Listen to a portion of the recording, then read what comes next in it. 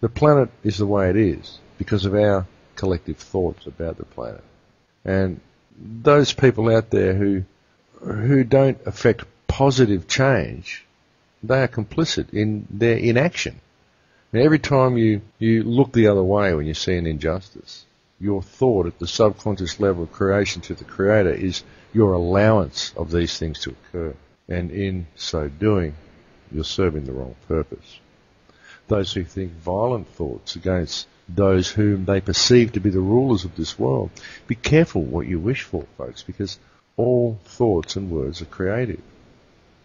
And there was a statement I read somewhere, I'm not sure who it was by, that said, in order to choose the positive path, at least 51% of our thoughts and actions must be dedicated to the service of others.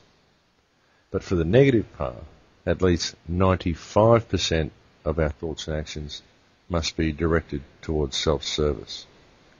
And between those 2 points lies the sinkhole of indifference. And it's truly a sinkhole, folks.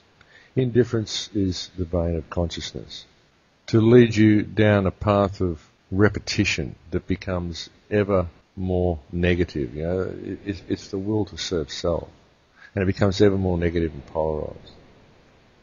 But negativity is necessary, folks. It's very important, for without negativity there can be no positivity, and without the negative there can't be the positive. It's all about free will and freedom of choice, my friends. And if negativity did not exist, there would be no choice, because there would be nothing for us to choose between. It's all about service to self or service to others. That's the whole thing about this life, service to self or service to others. Do the right thing in all that you do, or do what is right for you personally. That's the choice, folks. And it's a pretty easy choice to make once you begin to understand this sort of thing. I choose service to others. And I don't try to wake up people to the reality of these things out of fear. I don't try to wake people up to what's going on in the world because I'm worried about the future. I do it because I love you. I do it because I love you all. I truly do. I've never met a person that I didn't love, even the most negative. You know, some people will just say these are evil people. I don't see them as evil. I see them as polarized.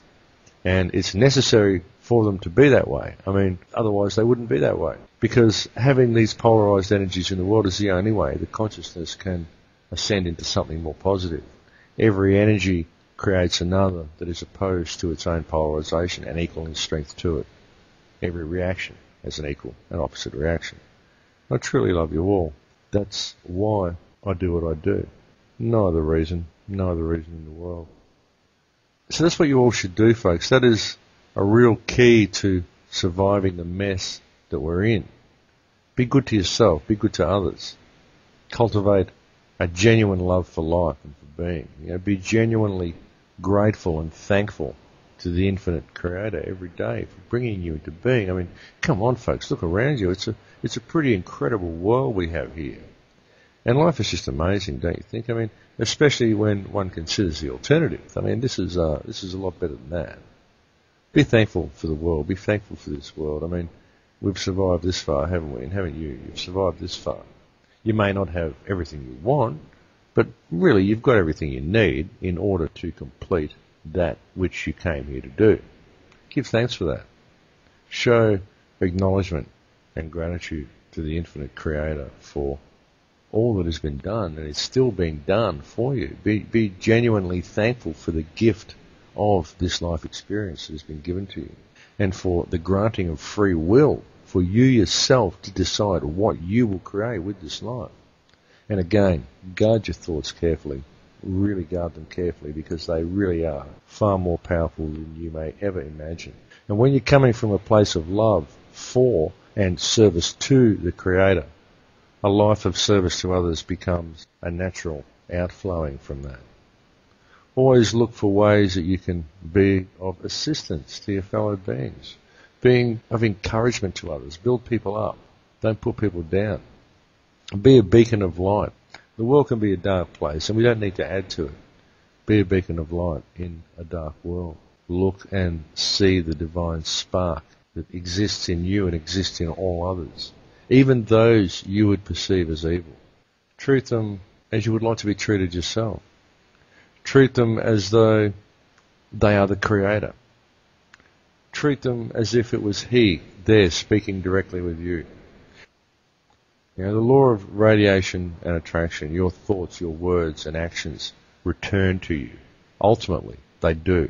Cultivate a spirit of gratitude. You can't go far wrong with that, folks, really.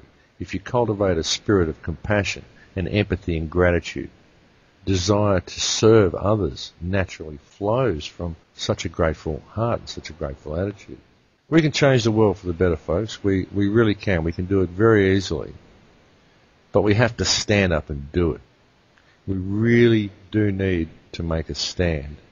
And we still have time to do it peacefully. We don't need any violence at all.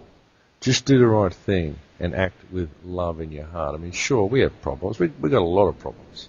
But nothing that can't be dealt with. I mean, maybe it'll get worse yet.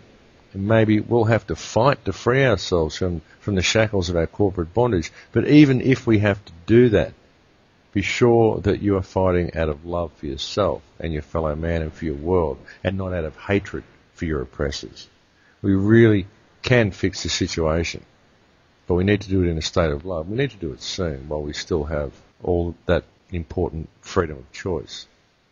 Now, remember the words of John F. Kennedy: when peaceful revolution becomes impossible, violent revolution becomes inevitable. And we don't want violent revolution, folks. We don't want negatively polarized energy.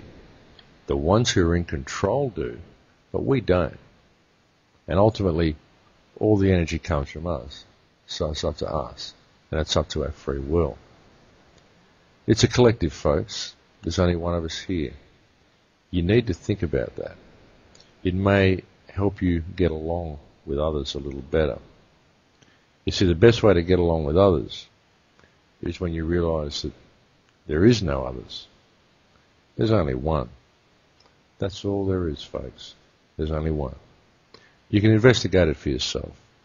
But what you're going to find is that it's true, folks. That's what you're going to find. I think we're getting almost time for a break. So we'll go and have a break in a minute and have a think about those things. I mean, we do live in a very dangerous time, but we can fix it. Don't give up hope, folks, and I'll see you after the break. Well, welcome back, folks.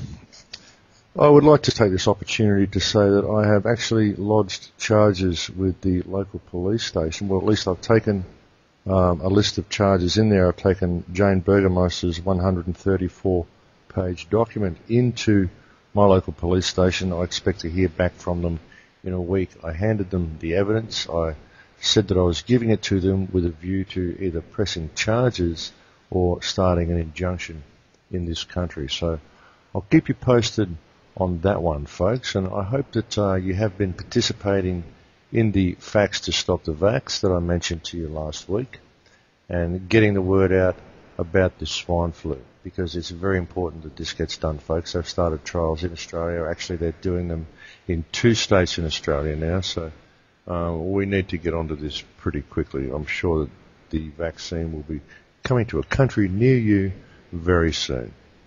Well, I think we have a caller here, so I'll switch to the caller. I'm not sure what his name is or her name is, but we'll see what happens when they get online. Are you there? How you doing, Max? It's nice to hear you. Who am I talking to?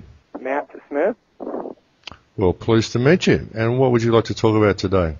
Hey, I was going to ask you if you have the equivalent of town hall meetings like we're having here in the United States. We do in certain areas in the country. Some we do and some we don't. It depends on the local community whether the community members like to participate in such things. I found that in smaller towns you do get a lot of that happening, but in larger towns people seem to find themselves a bit separated from each other, I think, and it's not as easy in larger places. Yeah, that's true. Well, I'm glad you're back live on the air. I've been listening to your shows recorded, and nice to see you're live finally. Did you make your move and everything okay? Yeah, well, I'm sort of in a little bit of limbo at the moment, to be honest. I moved down to where I wanted to go, but it didn't actually turn into the sort of a situation I was happy with. So I sort of came back to where I was to regroup. So I'm staying with some friends at the moment, but I'll be moving again within the next few weeks, I imagine. But I'll be pretty right, and I'll be pretty set up soon, and I'm quite comfortable where I am anyway. So I'm all good. I'm good wherever I am. I live where I stand, and I'm quite happy to do so. That's true. I got one more thing before I let you go. You know, the swine flu, a lot of people in this country are starting to wake up that I wouldn't think would wake up. I have a neighbor, and she's totally, loves the government. The government can't do no wrong. You know, her husband works for the water department, and she actually is kind of a little nervous about the swine flu vaccine now because she realizes that it's not a big threat like they're saying it is. So that's kind of a good sign if people like that are starting to have their doubts.